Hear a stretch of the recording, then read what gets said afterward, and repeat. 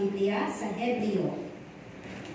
Hebreo 11 verse 7. Ang nakasulat dito ay, sa pananampalataya si Noe nang paunawaan ng Diyos tungkol sa mga bagay na hindi pa nakikita, dala ng banal na takot, ay naghanda ng isang daong sa ikaliligtas sa kanyang sambahayan, na sa pamamagitan nito ay hinatulan niya ang sanglibutan at naging tagapagmana ng katwiran na ayon sa pananampalataya. Purihin ang Panginoon at basahin din natin yung sa Genesis chapter 6 verse 22.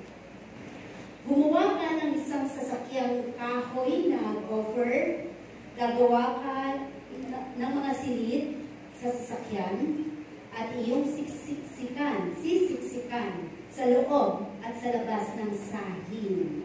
At yung 22 ng chapter 6, gayon ginawa ni Noe ayon sa lahat na iniutos sa kanya ng Diyos, ay gayon ang ginawa niya. Kung ating po matatandaan, napag-aralan natin minsan ang the test of faith, no? Sa buhay ni Abraham. Isa pa natin pinag-aralan is about the victory of faith sa buhay ni Moses. Ngayon, ang ating pag-aralan is the work of faith sa buhay ni Noah.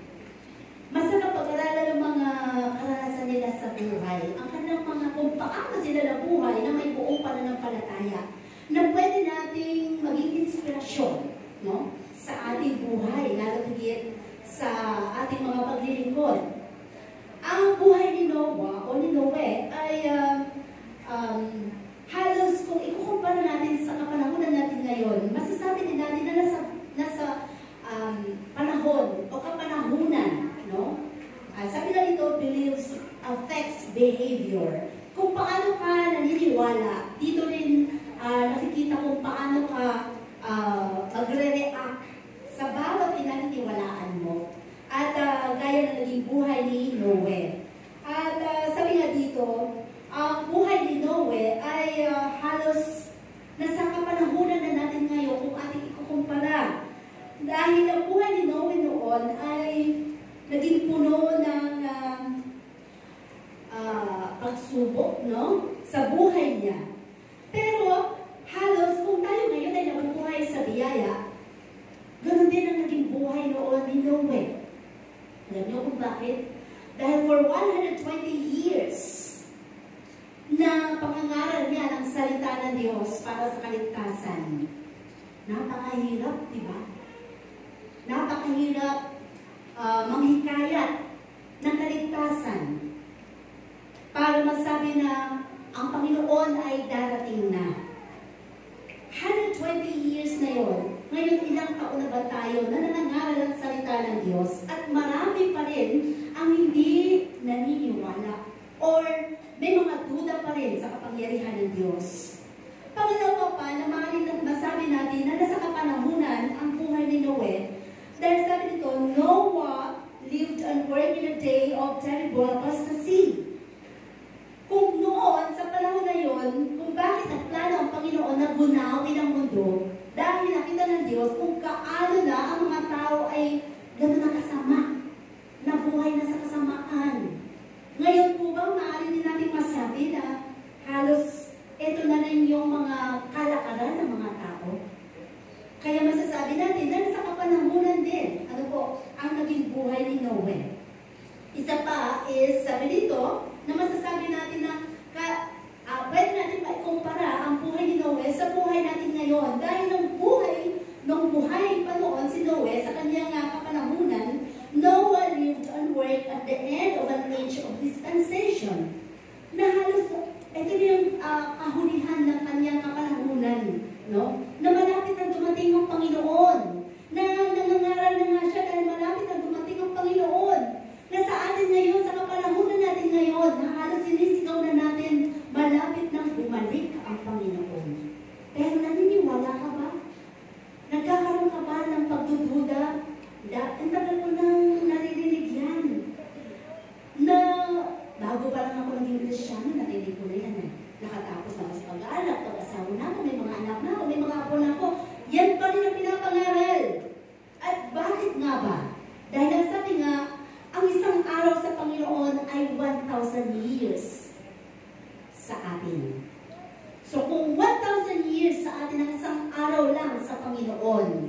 Kung 2024 tayo ngayon, ilang araw pa lamang ba sa Panginoon? 2 araw ka lang. Di ba?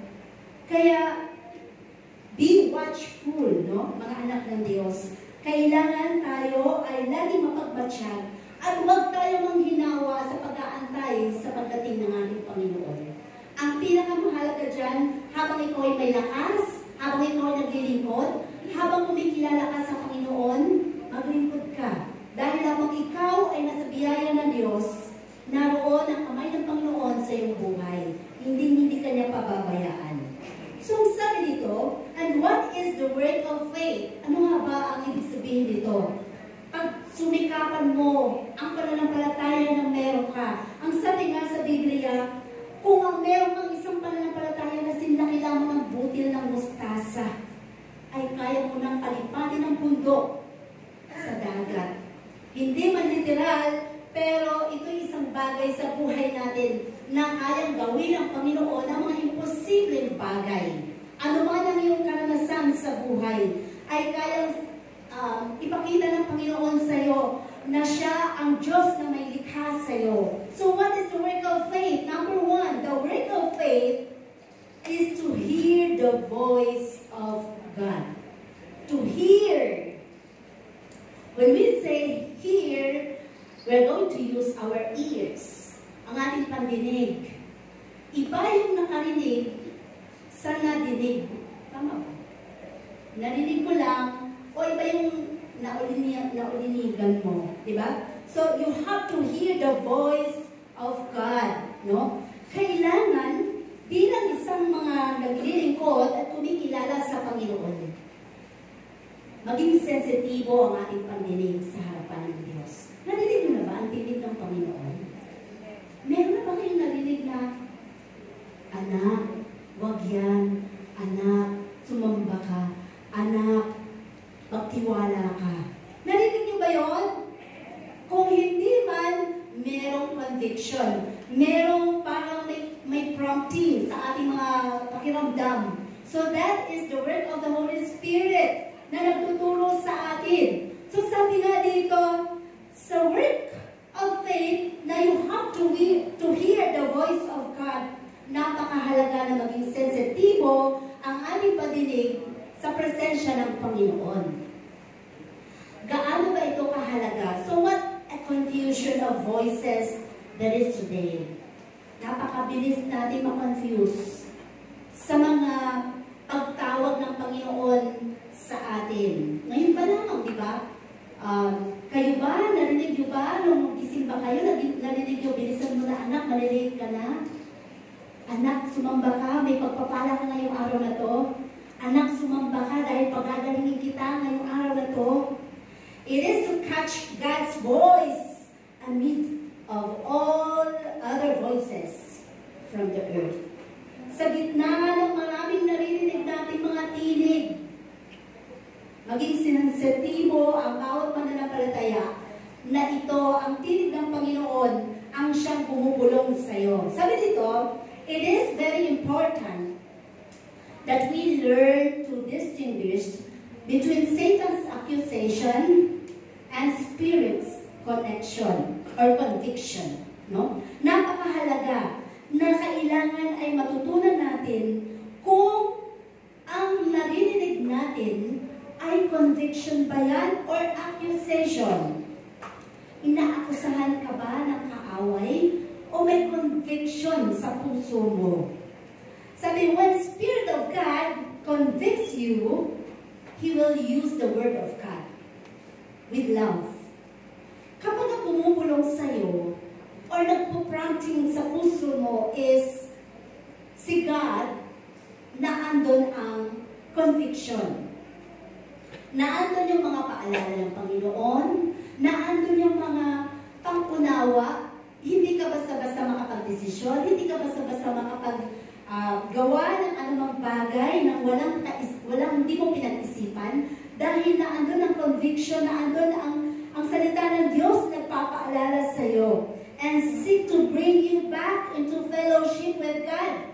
Minsan, nawawala tayo sa Panginoon, pero mayroong conviction, hindi ba? May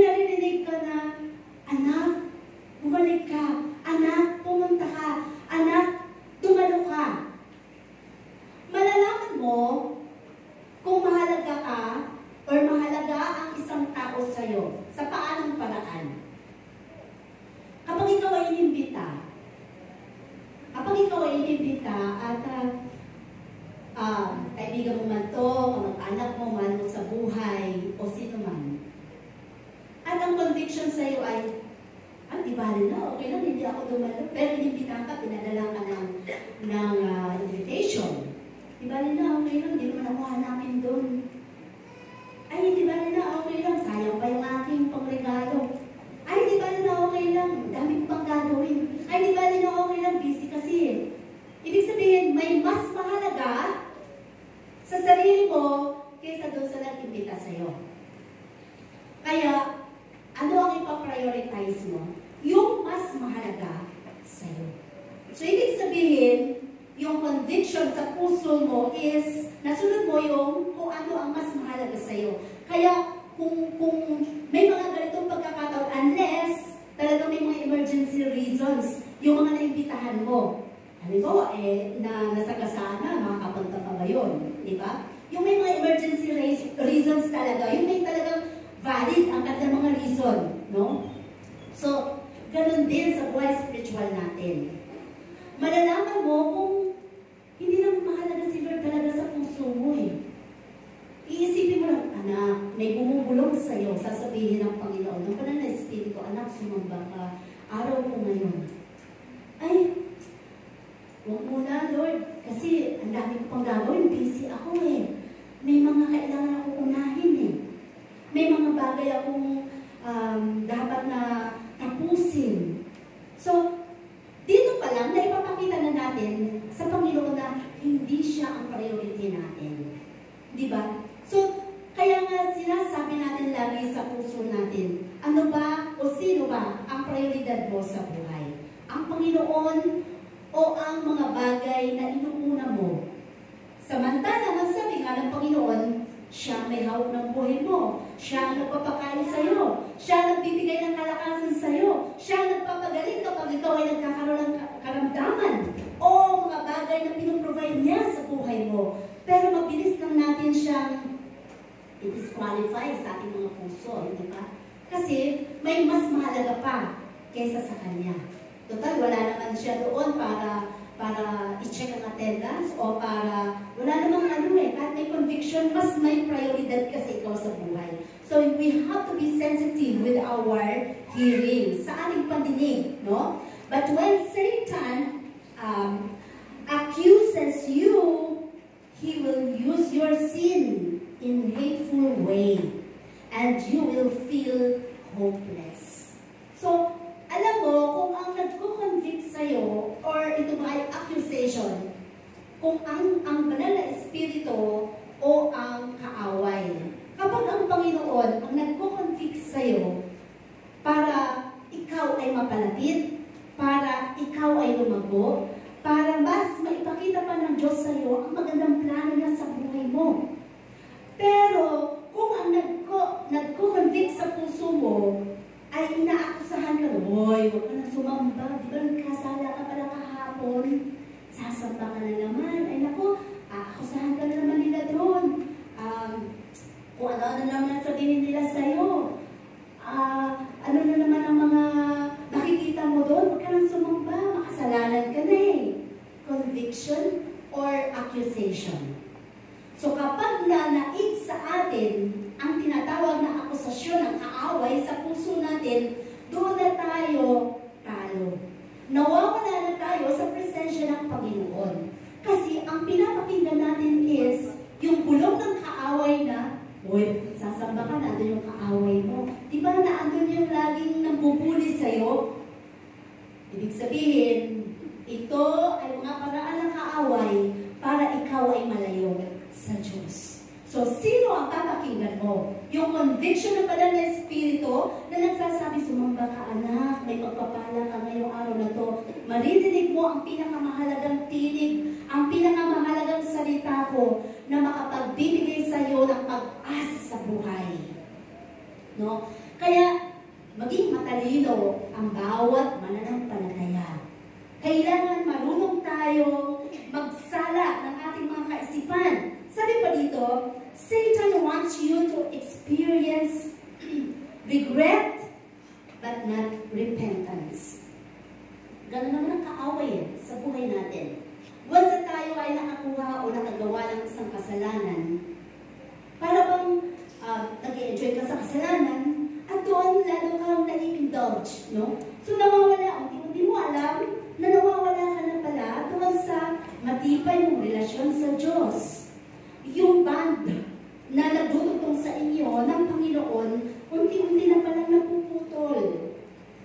At ito ang isang bagay na gagawin ng kaaway sa atin. Pagdating ng panahon, sa una, tayo nag-i-enjoy sa mga kasalanan na ating nagagawa. Pero at the end, ang sabi dito, ang mangyayari sa iyo is hindi repentance, kundi regret.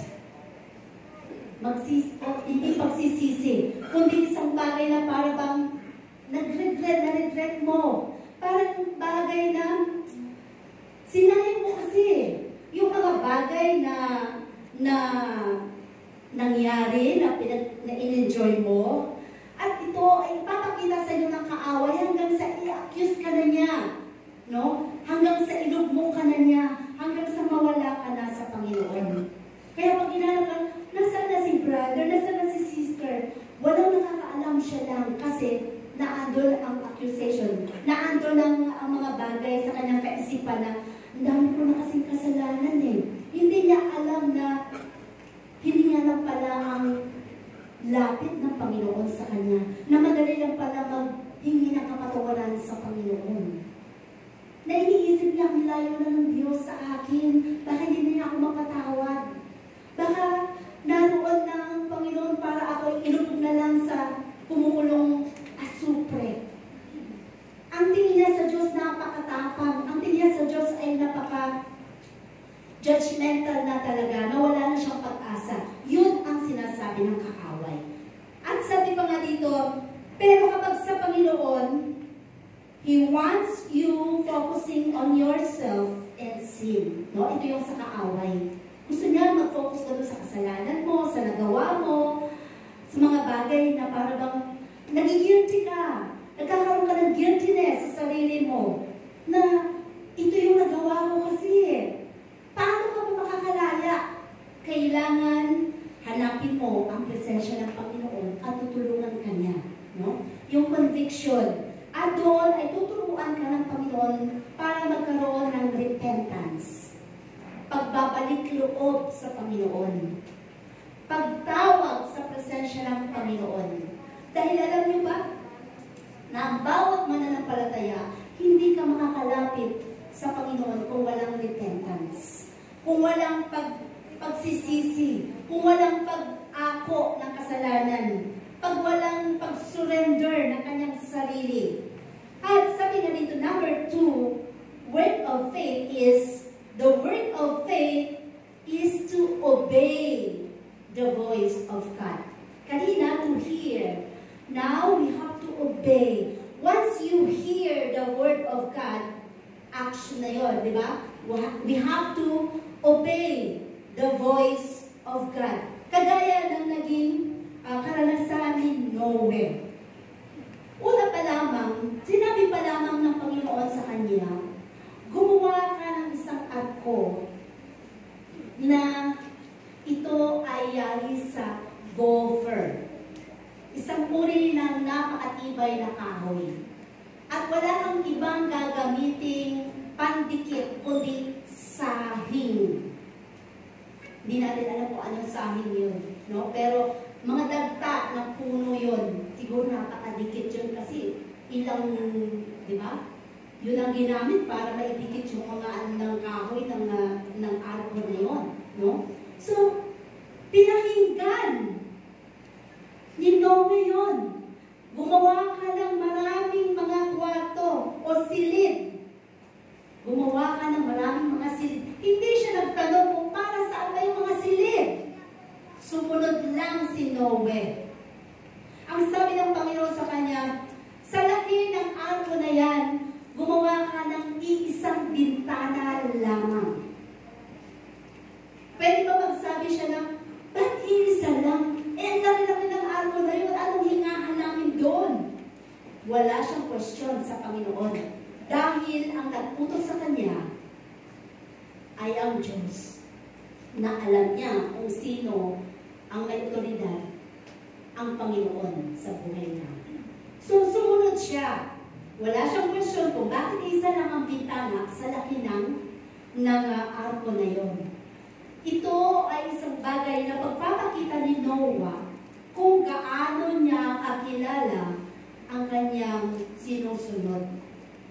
Tayo bilang mga mananampalataya, lagay natin sa isang mananampalataya, susunod ka ba sa isang tao na uutos sa iyo na hindi mo kilala? Na hindi mo siya, wala ka pang background about sa kanya? Di ba magdududa ka? Magkakaroon ka ng question sa ikaisip, ba't ako inuutusan? Ano ba ang nais niyang ipalagay? Magkaibigan kami, friend kami, close kami. Parang gano'n, di ba? Parang yung kaninang, yung parang kanino sa to hear the voice of God. Di ba parang pag in-invite ka at hindi ka pupunta doon para inisip, di ba hindi naman kami close eh. Okay lang. Parang sinabi ko rin kapag, alam mo, sasama, yung araw ng samba ngayon, araw na rin. Di ba hindi naman kami close ni Lord eh. Okay lang, hindi ako pupunta. Parang gano'n ang ating palagay, no, sa Panginoon. Hindi naman kami close eh. Kaya okay lang, di siya ang prioridad ng buhay ko ngayon. No? So dito ang sinasabi nga is to obey the voice of God. Kung hindi mo kilala ang nagpuputos sa'yo, magkakaroon ka ng duda, magkakaroon ka ng question, at maaaring hindi ka sumunod. Subalit, dahil kilalang kilala ni Noah ang Diyos na kanyang pinaglilingkuran, wala siyang question. Kung gaano kalaki ang arko na yon, ay ginawa niya ayon sa kanyang pagmamahal. Alam niyo, ang sabi doon, ang laki ng arko na yon is yung actual na laki ng basketball court, 12 times nun. Ganong kalaking arko ang ginawa ni Noah. So, ibig sabihin natin, kung sa sariling kaisipan ng isang tao, magagawa niya ba yun? Nagawa ni Noah because of his faith. Nagawa ni Noah dahil ang nagputos sa kanya ay mahal niya. Nagawa ni Noah dahil alam niya na ang Diyos na pinaglilingkuran niya ay Diyos ng walang imposible. Kaya iniisip niya, paano ko gagawin yun? At nang panahon din na yun, for the first time, wala pa siyang naririnig na mga, ano bang mangyayari? Bakit? Mayroong arko sa bundok. Kung bakit siya pinapagawa ng arko. No? Kung bakit siya pinapagawa ng arko ng Panginoon. So sabi nito, to obey the voice of God. Kaya nga sinabi dito sa 6:14, kanina na binasa natin, hindi ba? Na sinabi, gumawa ka ng arko, nangyari sa gopher. Talagang ito ay detalyado. Bakit masyadong detalyado ang pagkakasabi ng Panginoon? Dahil gusto ng Diyos, kapag siya ay nagputos, detalyado. Gustong-gusto din ng Panginoon na kapag kayo'y nananalangin, ito'y detalyado. Lagi natin itong naririnig, hindi ba? Kayo ba kapag nananalangin kayo? Kapag wala kayong pera, basta lang sinasabi, Lord, kailangan ko po ng pera. Please, 1 million, please. Ganun ba? Kailangan detalyado kung bakit ka humihingi ng pera sa Diyos at kung magkano ang hihingin mo para detalyado na dadating sa'yo. Kasi, kung hindi ka magsasabi ng ang general lang ng prayer, walang dadating. Bakit? Walang purpose. Hindi detalyado. Baka iniisip ni Lord, ano ba to? Pang Jollibee lang ba to? Kaya humihingi? O pang lakwatsa? Kailangan alam ng Panginoon kung bakit ka humihingi sa Kanya. Lord, pagalingin mo na ang aking sakit, please. Saan ba ang sakit mo? Sakit ba sa ulo? Sakit ba sa sikmura? Sakit ba sa balakang? Meron ka bang rayuma? Meron ka bang sakit sa bato, sa abdo? Sa atay? Kailangan detalyado. detalyado. Sabihin mo kung saan banda ang sakit mo. Dahil doon mismo, doon ka pagagalingin ng Panginoon. Hindi pwedeng, Lord, pagaling mo ang sakit ko. Wala kang mararamdamang kagalingan. Dahil kahit na alam ng Diyos kung saan banda ikaw may nararamdaman, ang gusto ng Panginoon, detalyado ka kapag ikaw ay nananalangin sa Kanya. Ganon siya mag-instruct at ganon din niya gusto marinig sa atin. Kaya kung ikaw ay humihingi ng pananalapi, para saan? Panggamit mo ba? Pambayad mo ba? O pang ano?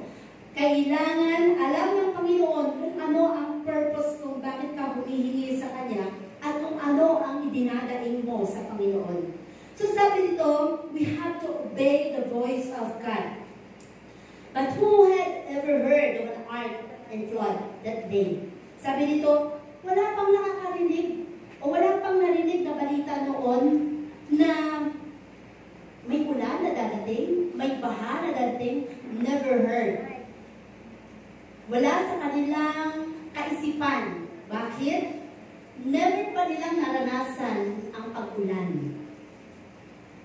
During that time, ang kanila lamang nararanasan ay hamog. No? Pagdating ng umaga, nakikita nila ang mga hamog na nababasa yung mga damuhan. Pero yung ulan na pagbaha, wala pang nangyayari. For the first time na nangyari sa history ng buong mundo na yun, doon pa lang nangyayari ito.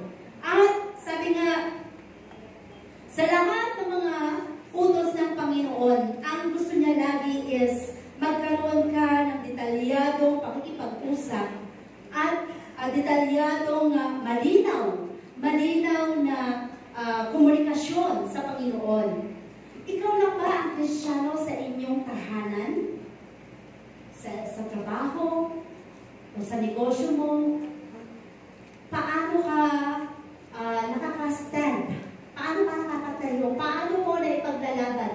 Paano mo nasasabing o paano mo na ipagmamalaki ang Diyos sa buhay mo? Or undercover Christian ka ba? Ito ay napakahalaga sa harapan ng Panginoon. To obey the Word of God. Kailangan tayo ay magliwanag. Makita kung sino ka bilang isang Kristiyano. Sabi nga dito, it is to accept and act upon the revelation which God had made. No? Kailangan kung ano yung sinabi ng Panginoon sa kanyang mga salita, ito ang detalyado na dapat nating sundin. Pag sinabi ng Panginoon, ang araw ng linggo ay araw ng pamimiling, detalyado na sinabi ng Panginoon. Diba? Dahil ito ay isang utos ng Panginoon sa ating buhay. At napakahalaga, sabi nga, lahat ay kaya gawin ng Diyos. Walang imposible sa Kanya. Ang sabi nga dito sa Genesis 22, 6:22 na binasa natin kanina, di ba? Ginawa ni Noe ayon sa lahat na iniutos sa Kanya ng Diyos nang walang reklamo. Tayo ngayon, di ba? Pag sinabi na, uy, hakayo tayo mamayang hapon, ha? Babalik tayo mamayang hapon. May hayo lahat ng mga kababaihan. Mga kabataan. Sasabihin ko, pagbuto lang tayo doon. Saan tayo banda? Doon ba sa may Riles? Ay naku, kahirap naman doon. Doon na lang tayo sa plaza, maraming kainan. Diba? Gusto lagi natin yung medyo komportable tayo. Mga bagay na kung saan ay mas pabor sa ating mga sarili.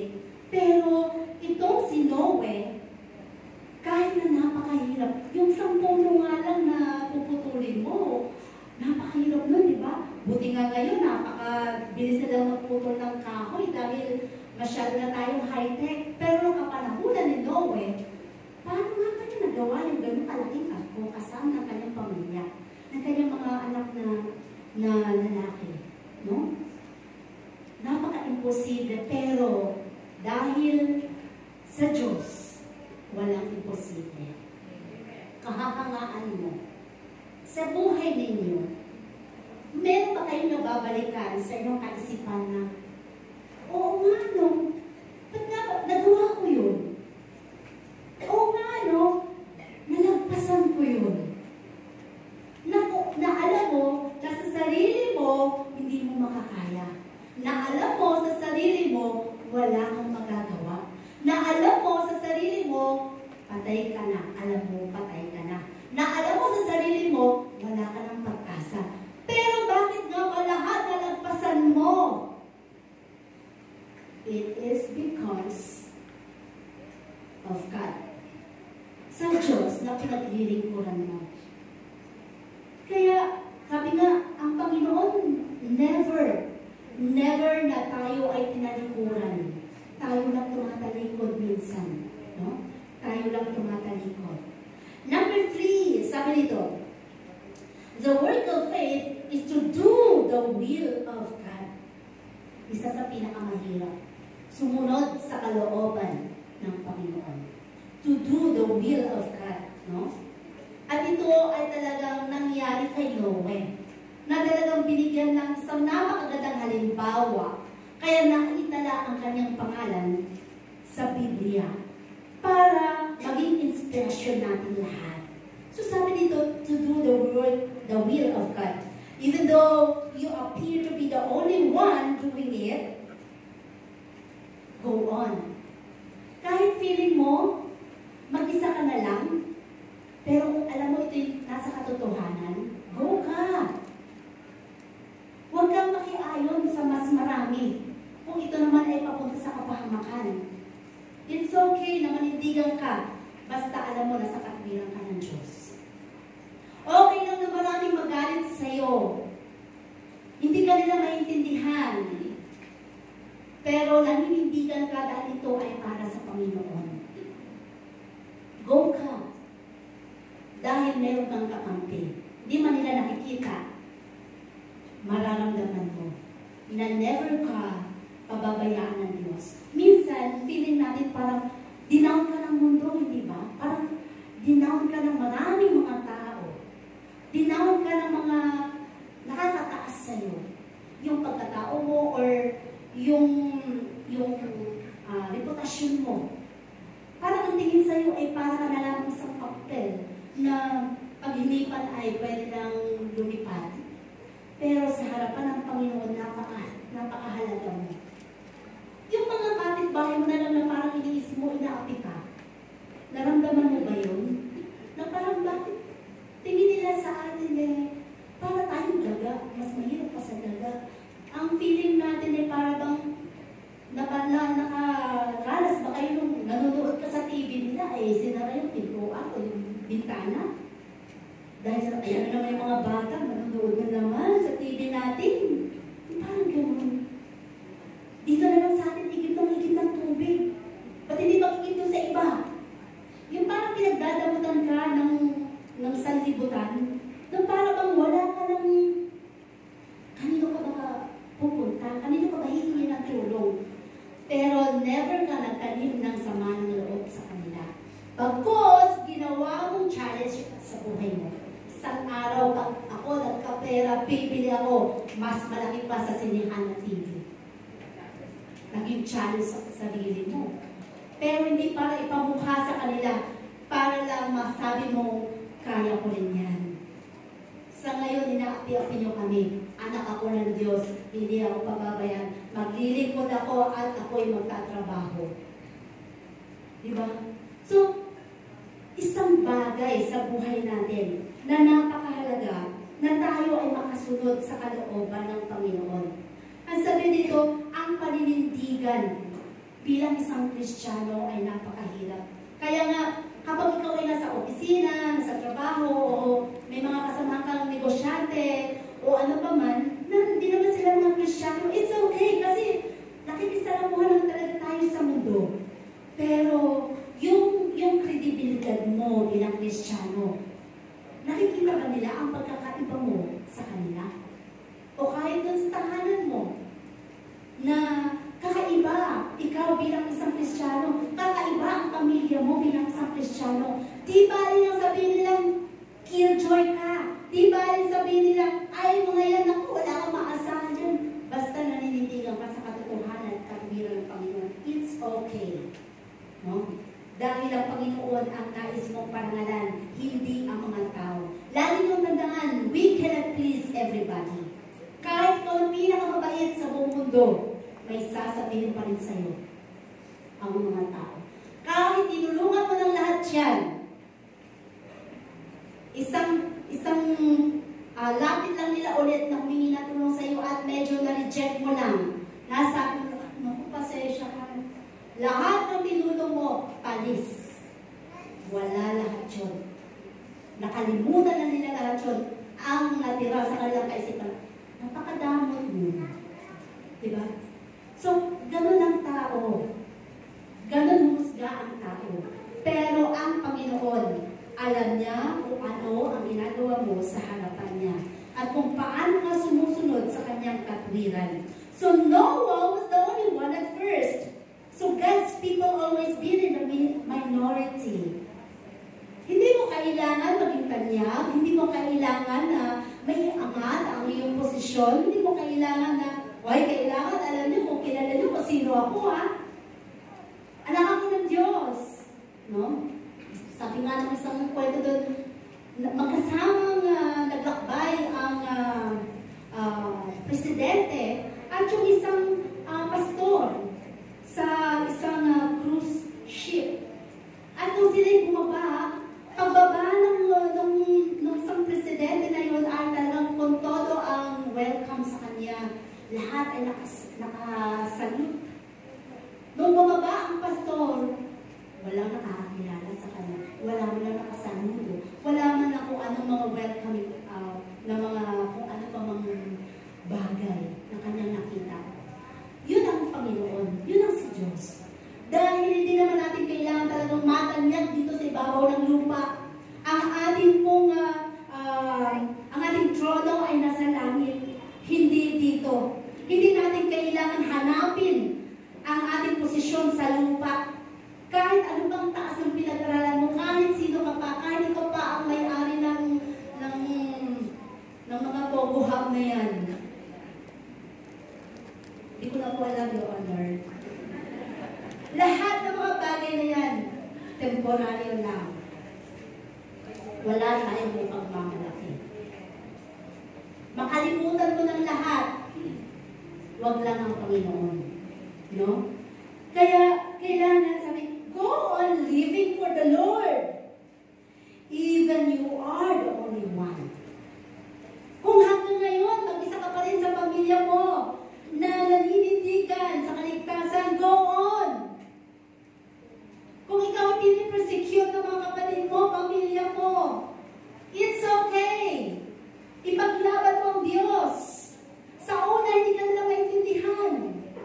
Pero darating ang punto ng buhay mo, sila na mismo ang lalapit sa iyo at hihingi ng panalangin.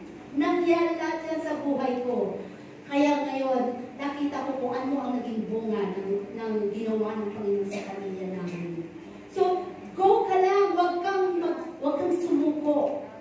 Ipanindigan mo kung paano ang Panginoon ay kumikilos sa buhay mo. At number 4, sabi dito, the work of faith is to go on with God's work. Parang napaunahan ko na kanina. To go on with God's work. Dali-diretso lang. Sino ba dito ang 30 years na naglilingkod? 25? Wow. Oh. 25, 20. Batid nyo kung ilang taon na nga ba? So, meron bang parang panghihinayang? Katagal mo na pala dito. Makalipat na kaya sa iba? Para bago naman. Ang hinahanap din ng Panginoon sa atin is, sabi dito, pagpapatuloy. Diba? Go on. Diretso ka lang. Kung saan ka tinanim ng Panginoon, kung saan ka ginagamit ng Diyos, kung saan ka niya binibless, kung saan ka niya nakitaan ng mga responsibilidad na ginagawa mo na paglilingkod, doon ka aabutan ng Panginoon. Dahil doon mo aanihin ang korona mo. Lagi nating tandaan, hinahanapan tayo lagi ng Panginoon ng ating mga gawa. So in the face of every opposition and discouragement, no doubt, Noah suffered from it. Nakita natin, hindi naman madali, di ba? Hindi naging madali ang buhay ni Noah during that time. No? hindi maubos maisip kung gaano, di ba, yung nagtitis-tis ng kahoy na lang, napakahirap nun. Di ba? Pero, sa lahat ng mga bagay ito, kahangaan mo ang Panginoon sa buhay ni Noah. Di ba? Sa kabila ng kanyang pangangaral, habang ginagawa niya yung arko na yon, ay pinagtatawanan siya ng mga tao. Sa kabila ng mga bagay na kanyang karanasan, ang lagi lang nasa isip ni Noah, hindi nyo lang kilala kung sino yung pinaglilingkuran ko. Na sinasabihan siya, baliw yan eh. Pero mo, nagtayo ng gumagawa ng arko sa bundok, ano meron dyan? Eh, ang dagat nandun sa baba, hindi sa taas. Tawa sila ng tawa, hindi ba? Mga karanasan sa buhay minsan, na sa halip na magalit ka sa mga tao na nagpuputya sa'yo, nagpe-persecute sa'yo, ang nararamdaman mo sa kanila ay kawawa naman sila, hindi nila naintindihan kung bakit ako nagpapatuloy. Hindi nila naintindihan kung bakit ko pinaglalaban ng Diyos sa buhay ko. Hindi nila naintindihan kung bakit mahal na mahal ko ang Panginoon na kahit ano pa, ang mga nararanasan ko, hindi ko i-give up ang Panginoon. Dahil naniniwala ka sa dami ng mga pagsubok na naranasan mo, sa dami ng mga pagtatagumpay ng buhay mo, kasama mo ang Panginoon, never ka niyang iniwan. At doon mo naramdaman, totoo pala ang Panginoon, hindi mo siya nakikita, pero maramdaman mo ang pagkilos niya sa buhay mo. Napakahalaga na lagi mo lang kilalanin ng Panginoon. Ang sabi nga, tawagin mo lang siya. Never kang i-reject ng Panginoon. Go on living for the Lord. Kahit mag-isa ka lang. Kahit mag-isa ka lang. Kung hanggang ngayon, ilang taon mo lang pinanalangin ng asawa mo, ang pamilya mo, mga anak mo, para maligtas sila, huwag kang manghinawa. Dadating ang panahon, hindi sa kagustuhan ng panahon, sa gusto ng Diyos. Kapag nakita niya, legit ikaw na naglilingkod sa Panginoon, never kang give up. Never ka na talagang binaliwala mo ang Panginoon. Dadating ang punto, sasabihin na lang sa iyo ng mga mahal mo sa buwan, sama ko. Hindi mo na kailangang pilitin sila. Dahil nakikita nila sa buhay mo kung paano ka naninindigan kahit binubudya ka ng asawa mo o ano pa man ang mga nararanasan mo, kahit na kung ano-ano pang mga masasakit na salita at naririnig mo, na pinaglaban mo talaga ang Panginoon dahil ang Panginoon mas higit na makapangyarihan kaysa nasasanlibutan. Kayang i-turn upside down ang Panginoon ang puso ng ating mga mahal sa buhay na may mga matitigas ang kanilang mga puso. Kayang palangutin ng Panginoon dahil sa Diyos walang imposible. Ganon ang gawa ng pananampalataya. Ang hinahanap ng Diyos sa atin is our faith. Kahit sabihin natin, nahiwalay ang isang pamilya, kayang ibalik ng Panginoon. Kapag nakita ng Diyos ang work of faith na meron ka, even doon sa pinakahuling bahagi ng buhay mo, kaya niyang pagtagpuin ang buhay ng mag-asawa. Dahil walang imposible sa Diyos. Dahil siyang nangako, kamatayan lang ang makapaghihiwalay sa mag-asawa. Ang nahanap na dito naman, handa ka ba tanggapin ang asawa mo sa kabila ng mga kasalanan ginawa niya sa iyo? It is because of love na tinuro ng Diyos. Sa haba pala ng panahon na nagawang kasalanan ng asawa mo, ikaw pala ang tinuturuan ng Panginoon. Tinuturuan ka pala, hindi pala yung asawa mo. Tinuturuan ka pala para lumawak ang unawa mo. Yung love ay mag-umapaw. Kasi sabi nga, love covers a multitude of sin. Kapag nangyari na yon, doon, unti-unti, makakilos ang Diyos sa buhay ng kanyang mga anak. That is the work of faith. No? Huwag ka lang matakot, huwag kang mangamba, huwag kang bumalik na sa'yo, huwag ka nang pa-pride. Tanggapin mo na agad. Parang yung alimughang anak. Di ba? Kung siguro kung nagpa-pride pa yung magulang babalik-balik. Gawing katulong yan. Total, nagkasala yan sa atin Huwag na, kalimutan mo na lahat ng ginawa niya na parang naging bago na ulit. At doon makakakilos ng malayang Panginoon. Gagawin niyang isang napakagandang pamilya ulit ang iyong pamilya. That is the work of faith. Go on! No? Sabi nga ng Panginoon, go on with God's word. Gawin mo lang ang para sa Diyos. Gawin mo ang para sa Panginoon. Maglingkod ka. Lahat ng sinira ng away, aayusin ng Panginoon.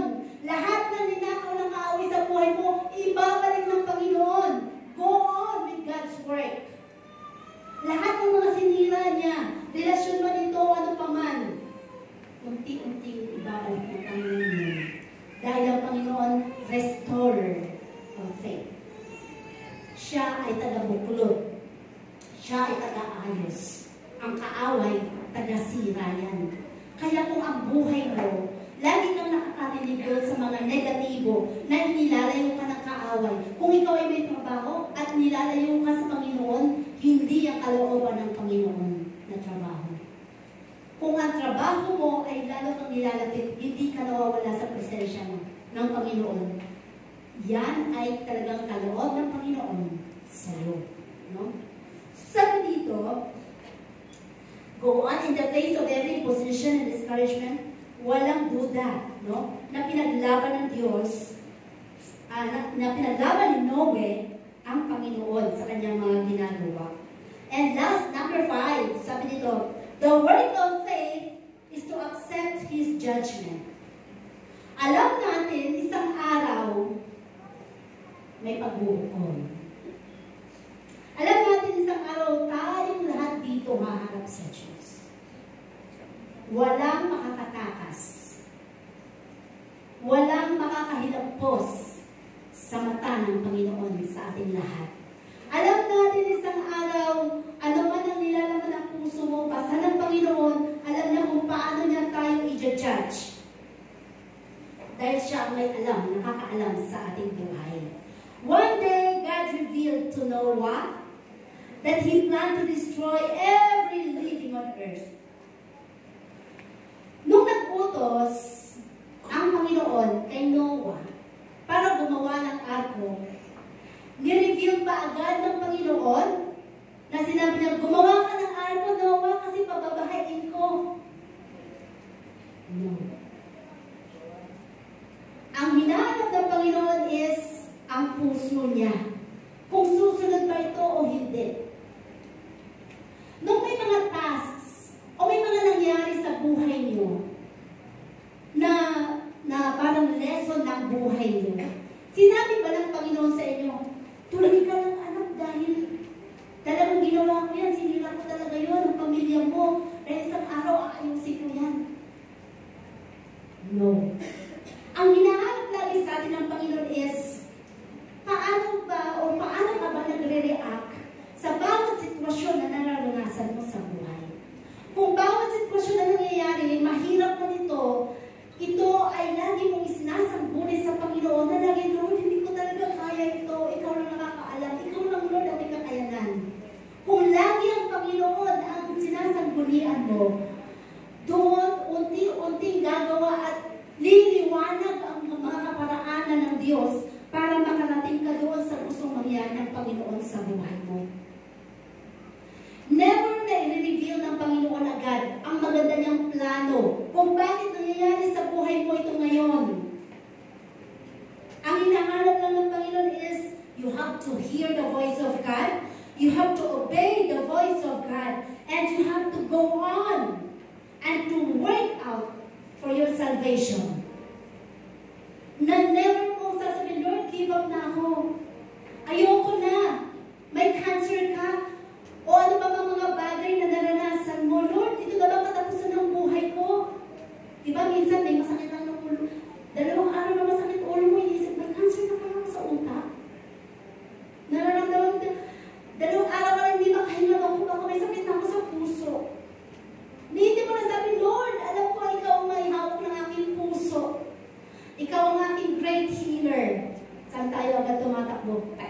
Christian na kaya ako. Kasi may pera ka, di ba? Meron kang pampalag eh. Pero kung wala, si Panginoon, yun ang gusto ng Diyos. Yung siya lagi yung una. Siya lagi yung una. Sabi nga natin, ang buhay na hihingi sa Panginoon. Kahit sabihin mo napakatanda mo na kung gusto mo, Lord, bigyan mo pa ako ng mahabang buhay dahil gusto pa kitang paglingkuran. Pero kung sinabi mo sa Panginoon, bigyan mo pa ako ng mahabang buhay nang malibot ko naman ang mundo. Malibot ko naman ang Pilipinas. Aba, sasabihin ni Lord, abay, mapapahamak pa itong anak ko na ito eh. Kunin ko na nga. Hindi pala para sa akin yung buhay na ibibigay niya. Kaya ka naman binibigyan ng mahabang buhay na magandang kalusugan dahil gusto ng Panginoon, nakikita ka niya sa kanyang presensya. Yun ang gusto ng Panginoon. Kaya ka lang naman binibigyan ng Panginoon ng pag-asa sa buhay dahil gusto ng Panginoon, madala ka na sa langit na bayan. So sabi dito, ni-reveal ng Panginoon, nagugunawin niya ang mundo nung matapos na ang arko. Doon niya na-realize ni Noah, na-realize na, kaya pala, napakalaki ng arko na pinagawa sa akin ng Panginoon. Kasi lahat pala ng mga hayop na nakikita ko dito ay ilalagay ko pala dito. At yung mga tao na makikinig, na maliligtas, ay aakyat sa arko na to. Sa laki ng arko na inihanda ng Panginoon para sa kaligtasan ng tao, meron bang pumasok? Pamilya lang niya. Nakakalungkot. Nakakalungkot. Kaya ng panahon na eto yung pagbaha, tumataas na yung pagbaha, lahat ng nagtawa, lahat ng mga kumutya, lahat ng nag-persecute, lahat ng mga bagay na pinagtawanan si Noah habang ginagawa ang arko na yun. Yun din ang mga kumakatok doon sa arko na yun. Na sinasabi, Noah, buksan mo ang arko! Noah, buksan mo ang arko! Gusto namin maligtas!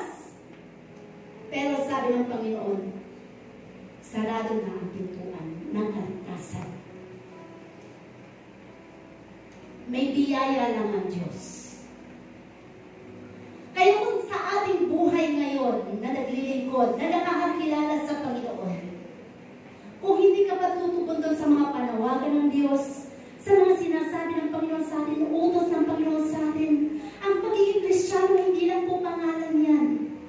Ang pagiging Kristiyano ay pagsunod sa kalooban ng Panginoon, sa character na inuhubog sa atin. Ang mga pride na meron ka, hindi yan karapat-dapat sa langit. Yung mga pagiging madamot mo, ang mga bagay ng kadudahan, pagduda mo, ang mga bagay na ginagawa natin kasalanan sa harapan ng Panginoon, hindi yan karapat-dapat sa langit na bayan. Pagdating ng pagsara ng arko, maiiwan ka, isa ka sa malulunod sa dagat-dagatang apoy. Kaya kailangan lagi ng Panginoon dito ay ang paghubog ng ating mga character.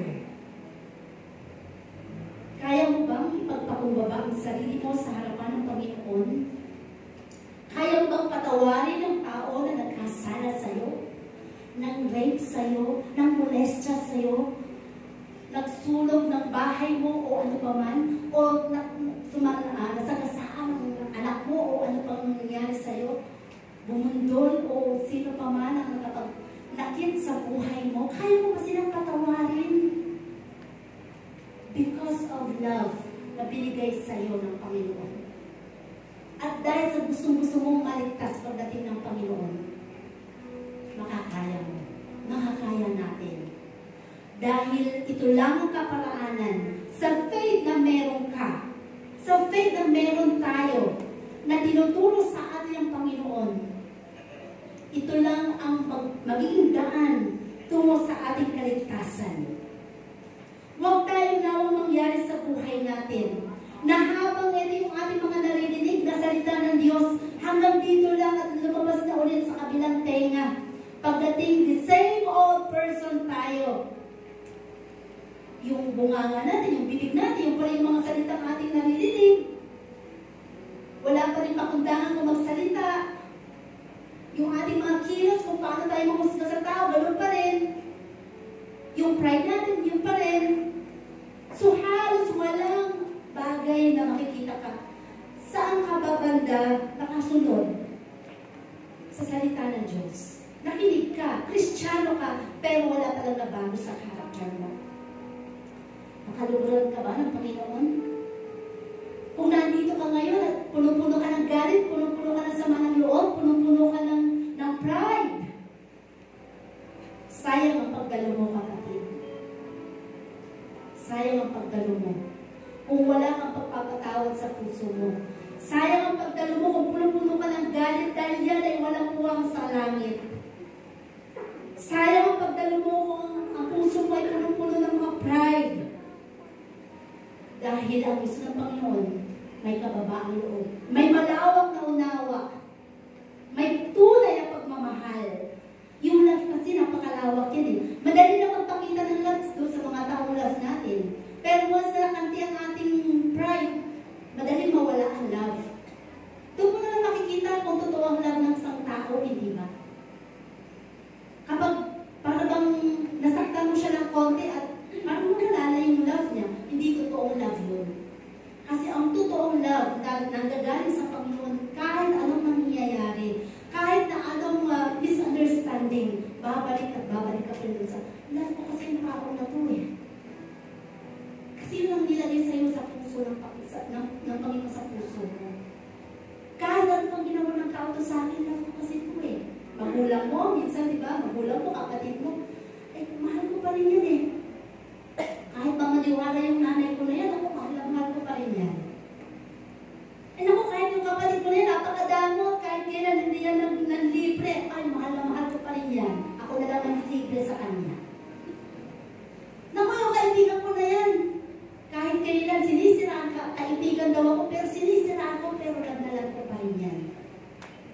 Sa atin magagaling ang lahat ng pagbabago. Susunod lang nakapaligid sa atin. Yan ang nais ng Panginoon. No? So, kaya, sabi nga, sa buhay ni Noah, may dalawang mensahe. Sabi, there is salvation for all who enter the ark. Ang sino mang tumugon doon sa panawagan ni Noah na kaligtasan, maliligtas. Ang sino mang makita ng Panginoon, makapagtitiis sa wakas, maliligtas, sabi ng Panginoon. But there is judgment for all who will not enter it. Subalit, sabihin natin Kristiyano ka, sabihin natin naglilingkod ka, pero lahat pala yun ay paimbabaw lang na paglilingkod na ginagawa mo. Walang puwang sa langit. Walang puwang sa langit. Conclusion, sabi dito, Noah accepted by God because of his faith. Nakita ng Panginoon si Noah ng puso na tagusan. Walang paimbabaw. Nakita niya na ang pusong ito ay masunurin. Kaya nangyari, naging extended ang kaligtasan hindi lang kay Noah, sa kanyang buong pamilya. Na-extend. So napakapalad mo, kapatid, kung kahit ikaw ay nag-iisa pa lamang dito na naliligtas o nakakakilala sa Panginoon at nagpapatuloy at naninindigan, sigurado ako, extended ang pagmamahal ng Diyos sa pamilya mo. Hindi pa man sila nakakakilala. Kapag nagkakasakit sila, kapag pinanalangin mo, extended, napapagaling ng Panginoon because of you. Dahil nandyan ka na hindi ka bumibitaw sa Panginoon. Kaya napakalaking benepisyo kapag nalingkod ka sa Panginoon. Kapag ikaw ay bumitaw, mahirap makabalik sa Panginoon. At sabi nga, ang resulta lagi sa ating pananampalataya ay ang tunay na kaligtasan na ating inaasam, ang buhay na walang hanggan. At yun ay asamin natin. Yun ang lagi nating ilagay sa ating kaisipan. Kung bakit ka naandito ngayon, kung bakit ka sumasamba, kung bakit ka kumikilala sa Diyos, kung